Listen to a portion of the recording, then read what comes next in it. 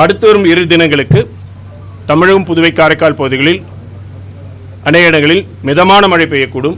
கனமழை எச்சரிக்கை பொறுத்தவரையில் அடுத்து வரும் 24 மணி நேரத்திற்கு கடலோர மாவட்டங்கள், வடகடலோர மாவட்டம் மற்றும் தென் கடலோர மாவட்டங்களில் ஓரிரு இடங்களில் கனமுதல் மிக கனமழையும், நெல்லை, தூத்துக்குடி, தென்காசி ஆகிய மாவட்டங்களில் ஓரிரு இடங்களில் அதி கனமழைக்கும் வாய்ப்புள்ளது. மேலும் ராணிப்பேட்டை, திருவண்ணாமலை, கள்ளக்குறிச்சி, பெரம்பலூர், திருச்சி, கரூர், திண்டுக்கல், திருப்பூர், கோவை ஆகிய மாவட்டங்களில் ஓரிரு இடங்களில் கனமழைக்கான வாய்ப்புள்ளது.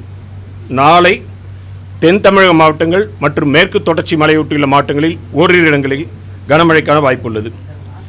மீனவர்களுக்கான எச்சரிக்கை பொறுத்தவரையில் தமிழக கடலோர பகுதிகள், மன்னார் வளைகுடா, குமரிக்கடல், லட்சத்தீவு பகுதிகளில் பலத்த காற்றானது மணிக்கு 35 முதல் 45 கிலோமீட்டர் வேகத்தில் வீசக்கூடும் என்பதால் மீனவர்கள் இந்த பகுதிக்கு இன்றும் நாளையும் செல்ல வேண்டாம் என்று அறிவுறுத்தப்படுகிறார்கள்.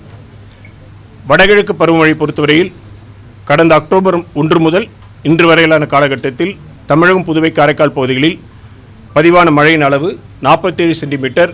இந்த காலகட்டத்தின் இயல்பு அளவு 40 சென்டிமீட்டர். இது இயல்பை விட 16% அதிகம்.